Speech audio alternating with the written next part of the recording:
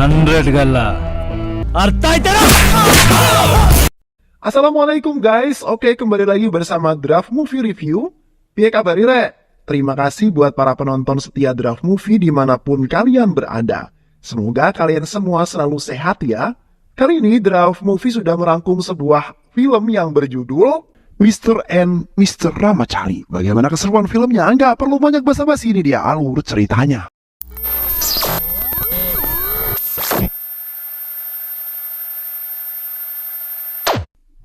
Bocil yang satu ini bernama Ramachari. Sudah nakal sejak dini, baik di sekolah ataupun di rumahnya. Dia selalu mendapatkan omelan oleh guru dan ibunya. Ibunya selalu membanding-bandingkan dirinya dengan Hari, kakaknya yang sangat cerdas. Ramachari kecil menjadikan Wisnu Pardhan sebagai seorang idola dalam kehidupannya. Kecintaannya terhadap Wisnu Pardhan semakin menjadi-jadi saat ia beranjak dewasa. Ramachari bahkan mengukir tato Wisnu Pardhan persis di dadanya. Tak hanya kecintaannya saja yang bertambah, kenakalan dirinya juga semakin menjadi-jadi. Hanya karena masalah sepele saja, dia bahkan terlibat perkelahian dengan sekelompok preman. Para preman itu mematikan film Wisnu Pardhan yang sedang diputar. Hal tersebut kemudian membuat Ramachari murka dan langsung melibas mereka semua. Gaya hidup Ramachari yang berandalan membuat dirinya berkonflik dengan ayah tercintanya. Ayahnya bahkan tak pernah lagi berbicara dengan Ramachari selama beberapa tahun. Hal ini berbanding terbalik dengan Hari, kakaknya. Hari selalu dianak emaskan dan dibanggakan oleh kedua orang tuanya. Di dalam kampus, Ramachari tentu saja disegani oleh semua mahasiswa. Semua itu karena dia adalah seorang pembuat onar dan jago bertarung. Suatu hari, Ramachari yang sudah lama tak masuk kuliah kembali mengunjungi kampusnya untuk melihat-lihat. Namun tiba-tiba, dia terkesima dengan seorang gadis cantik bernama Divya. Kecantikannya dan keanggunan paras Divya membuat Ramachari langsung jatuh cinta. Karena kecantikannya juga, Divya sering diganggu dan digoda oleh preman-preman kampus. Ramachari yang melihat hal tersebut tentu saja marah. Dia langsung menghajar preman-preman kampus itu dan mengalahkannya.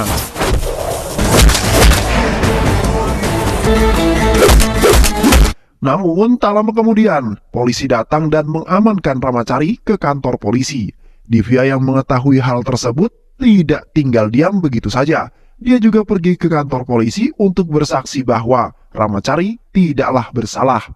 Usut punya usut, ternyata Ramachari ditahan polisi bukan karena perkelahian tersebut, melainkan karena ayahnya yang membuat laporan. Hubungan antara ayah dan anak itu memang sangatlah tidak akur.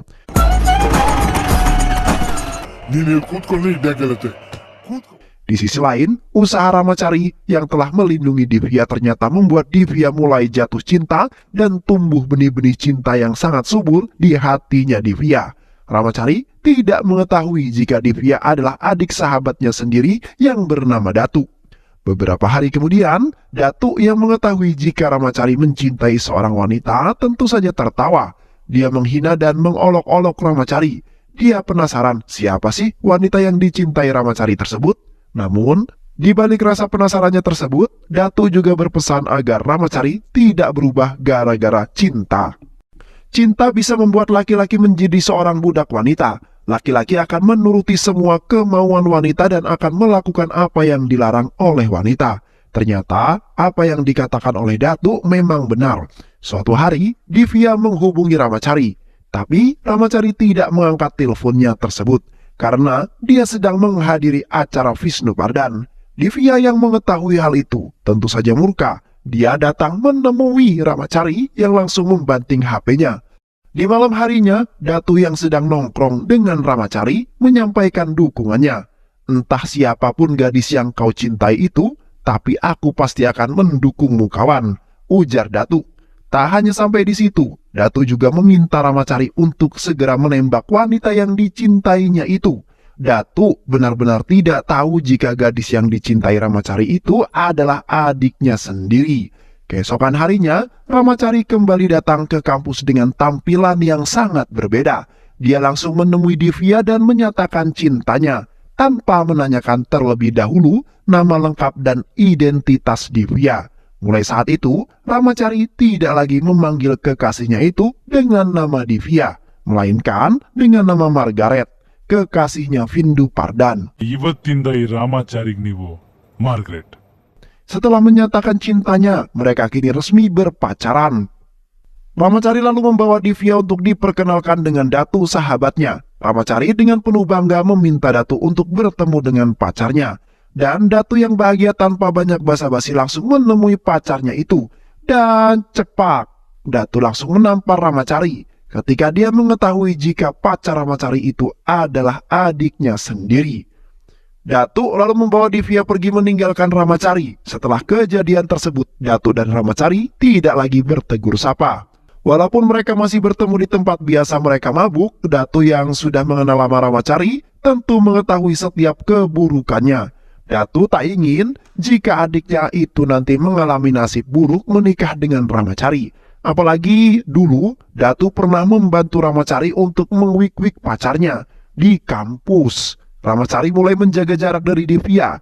Dia tak ingin persahabatannya dengan Datu hancur karena seorang wanita. Tapi hal itu tetap tidak merubah Datu. Datu masih dingin seperti es batu. Datu adalah sahabat saya sebelum saya mengenal kamu. Saya salah karena menyakiti perasaan sahabat saya, ujar Ramacari. Masalahnya, Divya sudah benar-benar mencintai Ramacari. Dia bertanya-tanya apakah salah jika dirinya mencintai sahabat kakaknya sendiri, ujar Divya. Usut punya usut, ternyata ibunya Divya juga menentang hubungannya itu dengan Ramacari. Jangankan berpacaran dengan Ramacari, Datu yang sahabatnya Ramacari saja sering dimarahin dan dimintai untuk segera menjauhi Ramacari. Semua itu ibunya lakukan karena dia tak ingin anak-anaknya terpengaruh dengan sifat berandalannya si Ramacari. Namun, Divya tetap menolak keputusan tersebut. Dia berusaha meyakinkan ibunya jika kepribadian buruk Ramacari itu bisa dirubah. Tak lama kemudian, Divya pergi memarahi kakaknya. Ramacari adalah sahabat terbaiknya. Dia rela membuang cintanya demi persahabatan. Kakak, kau harus tidak dingin kepadanya. Berpikirlah dengan bijak dan jangan terlalu berperasaan, ujar Divya. Berkat kata-kata adiknya itu, Datu kini tersadar dan sudah kembali akrab dengan Ramacari seperti sedia kala. Dia bahkan mendukung hubungan Ramacari dengan adiknya tersebut. Beberapa hari kemudian, Divya mengabarkan kepada Ramacari jika dia akan pergi ke Doha selama 3 hari untuk menghadiri acara pernikahan temannya. Namun, Ramacari yang sudah terlanjur bucin langsung menyusul Divya saat itu juga. Setelah acara pernikahan selesai, Divya menyampaikan keinginannya pada Ramacari. Jika dia menikah nanti, dia ingin ada burung-burung merak yang menyambutnya. Dia juga ingin agar dirinya nanti berjalan di atas pelangi. Sementara itu, kebahagiaannya tidak hanya dirasakan oleh temannya Divya saja, tapi juga dirasakan oleh ayahnya Ramacari. Ayah Ramacari mengumumkan jika sebentar lagi Hari akan segera menikah dengan anak sahabatnya yaitu Gita. Hari hanya bisa diam dan menuruti permintaan ayahnya tersebut. Dia hanya bisa mengiyakan sambil tertawa. Hal yang berbeda justru dialami oleh Divya. Kedua orang tuanya terus memarahi dan meminta Divya untuk meninggalkan Ramacari. Untuk menyelesaikan masalah itu, Divya ingin berbicara dengan Ramacari, tapi Ramacari malah sibuk dengan tongkrongannya sendiri. Divya tentu saja kesal dengan semua itu. Kekesalannya semakin menjadi-jadi ketika Divya meminta Ramacari untuk mendonorkan darahnya. Namun, dokter mengatakan jika darah Ramacari tidak bisa digunakan karena dia adalah seorang perokok dan juga pemabuk. Setelah mengetahui penjelasan tersebut, Divya juga pada saat itu meminta Ramacari untuk segera berhenti merokok dan menenggak minuman keras. Kau harusnya berhenti dari semua kelakuan burukmu itu. Kau harusnya mulai memikirkan masa depanmu. Apakah kau memiliki tabungan? Apakah kau memiliki rencana masa depan? Tanya Divya. Ramacari yang tidak suka diatur tentu saja sangat kesal. Dia lalu balik memarahi Divya yang akhirnya membuat mereka cekcok dan hubungan mereka sangat renggang pada saat ini. Sejak kejadian itu, Divya dan Ramacari tidak lagi berbicara selama 1 minggu. Ketika hari ulang tahun Divya tiba, Ramacari sudah menyiapkan kado khusus untuk dirinya. Divya juga sudah menunggu dan berharap kado apa yang akan diberikan oleh Ramacari. Namun, hal yang tak diinginkan tiba-tiba saja terjadi. Ramacari mendapat kabar jika ayahnya dilarikan ke rumah sakit. Mana saat itu, Hari kakaknya sedang tidak ada di rumah. Ramacari yang biasanya ribut dengan ayahnya, tanpa pikir panjang langsung bergegas pergi ke rumah sakit. Ramacari bahkan tidak tidur untuk menjaga ayahnya tercinta itu. Malangnya semua yang dialami Ramacari tidak diketahui oleh Divya. Divya jadi kecewa dan juga kesal karena mengira bahwa Ramacari tidak peduli dengan ulang tahunnya. Setelah kembali ke rumah, Ramacari ingat tentang ulang tahun Divya. Dia langsung menghubunginya. Namun, Divya tak kunjung menjawabnya. Ramacari lalu pergi menemui Divya sambil membawa kadonya. Dia mencegat Divya di tengah jalan. Ramacari lalu menjelaskan apa yang terjadi pada dirinya. Namun, Divya malah mengambil kesimpulan sendiri. Dia mengatakan jika Ramacari telah berubah. Ramacari sudah menganggap jika ulang tahun dirinya tidak lagi penting. Dulu kamu menjadikanku sebagai duniamu, namun sekarang kamu hanya memikirkan dirimu sendiri. Saya telah salah menilai kamu, ujar Divya. Kata-kata Divya tersebut membuat Ramacari sangat kesal. Perbedaan prinsip dan juga pendapat semakin memperparah hubungan mereka. Menurut Ramacari, hadirnya pacarnya tidak harus meninggalkan sahabat dan keluarga. Sedangkan menurut Divya, pacar harus selalu didahulukan. Pertengkaran itu terus berlangsung hingga akhirnya diakhiri dengan sebuah tamparan. Bukan Ramacari yang menampar Divya, melainkan ibunya sendiri. Ibunya kesal dengan kelakuan anaknya tersebut. Dia telah berkali-kali meminta Divya untuk menjauhi Ramacari, tapi Divya tidak kunjung mendengarkannya. Divya lalu dibawa pergi dari sana. Permasalahan Ramacari kini semakin rumit. Hari yang selama ini dibanggakan dan dipuja-puja malah kabur dari rumah. Hal itu Hari lakukan karena dia tidak ingin menikahi Gita. Dan itulah alasan yang kemudian membuat ayah Ramacari dilarikan ke rumah sakit. Di dalam kampus, Ramacari berusaha untuk menyelesaikan masalahnya dengan Divya. Dia terus meminta maaf pada Divya sambil menceritakan jika ayahnya saat itu masuk ke rumah sakit. Sayangnya, Divya tidak mau mengerti. Dia terus meminta Ramacari untuk berubah menjadi lebih baik lagi. Dia juga menyarankan agar Ramacari kuliah sambil bekerja. Sepupu saya akan memberikanmu pekerjaan. Kau bisa bekerja di sana. Kata-kata Divya itu tentu membuat Ramacari sangat murka. Dia merasa jika harga dirinya sedang diinjak-injak. Saat itu, saya tidak akan berubah. Saya tetap akan menjadi diri saya sendiri. Semua ini saya lakukan untuk membahagiakan orang lain, ujar Ramacari. Pertikaian yang seharusnya menyelesaikan masalah kemarin justru malah menimbulkan masalah baru. Saking parah pertikaian itu, kata-kata perpisahan pun diucapkan. Saya akan pergi, saya tidak akan menunjukkan wajah saya lagi. Bukannya menahan Divya, Ramacari justru membiarkannya pergi. Pergilah sana, pergi. Kehidupan saya sudah bahagia sebelum kehadiran kamu. Kamu pikir aku akan mati tanpa kehadiranmu, hah? Ucap Ramacari. Putusnya hubungan Divya dengan Ramacari kemudian membuat para preman kampus kembali mengganggu dan melecehkannya. Hal itu benar-benar membuat Ramacari murka. Dia tanpa basa-basi langsung bergerak dan menghajar mereka semua. Kebrutalan Ramacari membuat banyak fasilitas kampus hancur berantakan. Ramacari lalu mengatakan pada mereka semua, tidak ada siapapun yang boleh menggoda Divya. Dia itu cintaku dan hanya akulah yang boleh menggodanya, tegas Ramacari. Di sisi lain, pihak kampus yang sudah muak dengan kelakuan Ramacari lalu memanggil ayahnya untuk datang menghadap. Rektor kampus langsung memarahi Sankar, ayahnya Ramacari, karena tak becus dalam mendidik putranya. Sankar mengakui jika anaknya memang nakal. Dia juga perokok, pemabuk, dan juga angkuh. Tapi di balik semua itu, dia tidak pernah mempermalukan saya, ujar Sankar. Sankar juga mengakui jika kenakalan anaknya itu membuat dia dan dirinya tak pernah berbincang lagi selama bertahun-tahun. Dia memang berandalan, tapi jika dia berkelahi, dia pasti memiliki alasan. Izinkan saya meminta maaf atas namanya, ujar Sankar. Sankar dan juga Ramacari lalu pergi dari sana. Pembelaan yang dilakukan oleh ayahnya itu telah merubah hubungan keduanya. Ramacari tak lagi membelakangi ayahnya saat dibonceng. Dia bahkan mau memegang pundak ayahnya dan mau membantu ayahnya bekerja di toko. Di sisi lain, Divya terus bersedih karena mengingat kenangan bersama Ramacari. Kesedihan itu semakin menjadi-jadi ketika dia membuka hadiah dari Ramacari. Hadiah itu adalah lukisan Ramacari dan Divya yang sudah menua. Hari demi hari terus berlalu. Hubungan antara Ramacari dengan ayahnya jadi semakin erat. Namun, di balik itu semua, ada kesedihan dan kebingungan yang sedang menimpa Sankar. Dirinya selalu menghindar setiap kali Venkates, sahabatnya, menghubungi Shankar. Tahu jika Venkates ingin menanyakan tentang kejelasan pernikahan Gita. Tapi di sisi lain, dia tak ingin Venkates tahu bahwa Hari telah kabur dari rumah. Mendengar peliknya permasalahan itu, kemudian membuat Ramacari lalu turun tangan. Dia meminta ayahnya untuk jujur dan mengatakan apa yang sebenarnya terjadi. Sesampainya di sana, Shankar takut jika penjelasannya itu menyakiti hati sahabatnya tercinta. Apalagi pada saat ini, Venkates tengah sakit dan menderita penyakit jantung. Venkates bisa mati mendadak jika dia kaget dan terkejut. Setelah diam cukup lama, Ramacari lalu mendesak ayahnya untuk berbicara dengan baik dan jujur. Shankar lalu menjelaskan bahwa, aku sudah menganggap Gita sebagai anakku sendiri.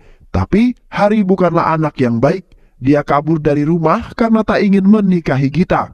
Venkates yang mendengar hal itu langsung kaku, yang membuat Shankar menjadi panik. Dia mengoceh berbagai hal untuk menenangkan Venkates. Dia tanpa sadar justru berkata bahwa Ramacari lah yang akan menikahi Gita. Dia adalah anaknya yang baik dan juga santun. Dia cocok menikah dengan Gita. Kata-kata Shankar berhasil membuat Venkates kembali normal. Dirinya sangat senang karena Ramacari lah yang akan menikahi Gita. Tak lama kemudian, kabar pernikahan Ramacari akhirnya sampai ke telinga Divya. Divya yang mendengarnya langsung terkejut, lalu menangis. Divya menangis sejadi-jadinya karena dia masih sangat mencintai Ramacari. Karena tak sanggup ditinggalkan Ramacari, Divya lalu menenggak racun dan dilarikan ke rumah sakit. Ramacari lalu datang untuk menjenguknya. Namun situasi kini justru menjadi semakin rumit. Divya yang dulu sangat mencintai Ramacari kini berubah menjadi sangat membencinya. Ramacari berusaha untuk menjelaskan semuanya, namun Divya tidak mendengarkannya. Dia justru meminta Ramacari untuk segera pergi. Setibanya di rumah, Ramacari semakin dibuat bingung karena pada saat itu tengah diadakan penetapan waktu pernikahan. Ramacari hanya bisa diam dan mengikuti semua yang akan terjadi. Tak lama kemudian, Gita mengatakan kepada Ramacari jika dia tak ingin menikah dengan Ramacari. Gita mencintai seorang pria muslim bernama Farhan, tapi dia tak mungkin mengatakannya pada sang ayah. Gita lalu meminta Ramacari untuk melakukan sesuatu agar pernikahan ini bisa dibatalkan. Tapi Ramacari menolak hal itu. Dia tak mungkin menghancurkan kebahagiaan keluarganya pada saat ini. Sehingga mau tidak mau pernikahan harus tetap dilakukan. Sementara itu, Divya kini dijodohkan dengan seorang pemuda tampan yang tajir melintir bernama Akas. Divya lalu menetapkan kapan dan tempat di mana mereka akan menikah. Di malam harinya, Ramacari yang sedang sedih mengutarakan semua perasaannya. Divya adalah gadis yang sempurna di mata saya. Semua tuntutan dan larangannya itu adalah untuk kebaikan saya. Dia yang memintaku untuk berhenti merokok dan meminum minuman keras. Itu semua demi kesehatanku. Dia yang memintaku untuk bekerja. Itu juga demi masa depanku. Dia mengajariku banyak hal tentang kehidupan. Tapi dia lupa mengajariku bagaimana hidup tanpa dirinya. Pernikahan Ramacari dan pernikahan Divya ternyata ditangani oleh wedding organizer yang sama, yaitu Gouda. Gouda bingung dengan apa yang terjadi, karena kedua pernikahan itu akan diadakan di tanggal yang sama dan di tempat yang sama, yaitu pada tanggal 18 di Citar Durga. Ketika acara belanja berlangsung, aksi saling sindir-menyindir pun terjadi. Divya yang sudah muak lalu pergi dari sana bersama Akas. Namun di tengah jalan, Divya menghina sekelompok preman yang mengambil kain sari seorang wanita. Para preman yang tak terima langsung menghampiri Divya saat itu juga. Untuk menyelesaikan masalah tersebut, Akas lalu meminta maaf kepada mereka. Namun aksi Akas itu malah dinilai pengecut oleh Divya. Bukannya pergi, para preman itu justru semakin menjadi-jadi. Pada saat itulah Ramacari datang dan menunjukkan keberaniannya. Ramacari menghajar semua preman-preman itu dengan sangat mudah. Shankar yang melihat aksinya itu justru merasa bangga karena putranya bertarung demi kebaikan. Akas yang sudah diselamatkan lalu mengundangnya untuk makan malam bersama. ಇಬ್ರು ಒಂದೇ ದಿನ ಮದುವೆ ಆಗ್ತಿದ್ವಿ ಯಾರೋ ಮಧ್ಯರಾತ್ರಿ ಫೋನ್ ಮಾಡಿ Momen makan malam itu dimanfaatkan Ramacari untuk menjelaskan apa yang sebenarnya terjadi.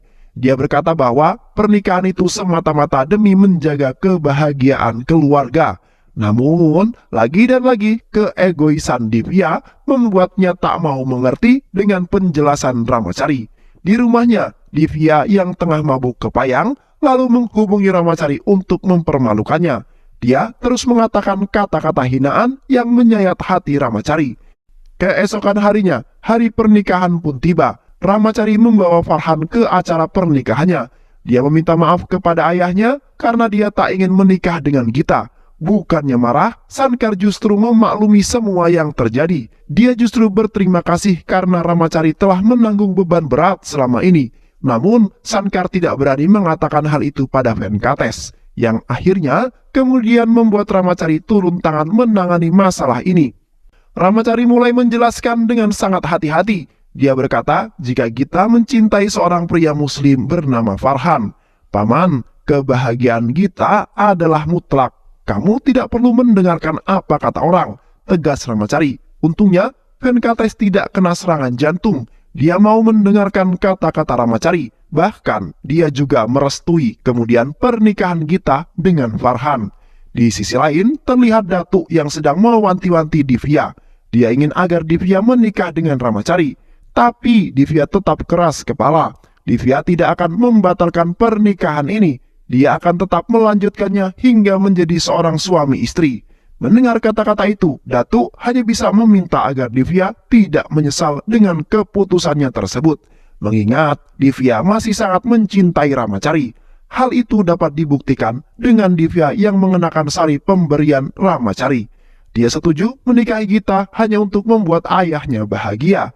Tapi sekarang dia sudah menyelesaikan masalah itu. Dia telah membuat Gita menikah dengan laki-laki yang dia cintai, tegas Datuk. Tapi lagi dan lagi, omongan kakaknya itu tidak didengarkan oleh Divya. Ramacari yang sadar jika cintanya ditolak, lalu pergi ke tempat patung idolanya, patung Wisnu Pardan yang ada di benteng Cidudurga. Ayah Ramacari, Sankar, sangat sedih dengan penderitaan yang dialami oleh putranya. Ketika Divya berjalan menuju tempat pernikahan, dia sangat terkesima dengan desain acara pernikahan. Desain itu sama persis dengan mimpi pernikahannya yang ia katakan pada Ramacari dulu. Adalah merak yang menyambutnya dan dia berjalan di atas pelangi.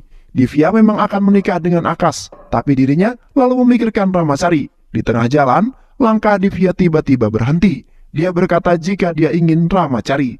"Saya sadar jika semua yang saya lakukan itu salah, Bu," ujar Divya. Akas dan semua orang terkejut dengan kata-kata itu. Divya lalu pergi dari sana tanpa memikirkan Akas dan pernikahannya. Dia terus berkeliling mencari Ramacari, hingga akhirnya dia menemukan Ramacari di patung Wisnu Pardan. Mereka lalu berpelukan dan film pun selesai. Terima kasih udah nonton video ini sampai akhir. Semoga kalian semua terhibur. Jangan lupa subscribe, like, comment, and share ya. Pisang habis dimakan kunti. Kunti dilepas banyak maunya. Salam undur diri dari Draft Movie. Dan terima kasih buat penonton semuanya. Draft Movie pamit. Sehat selalu. Wassalamualaikum warahmatullahi wabarakatuh.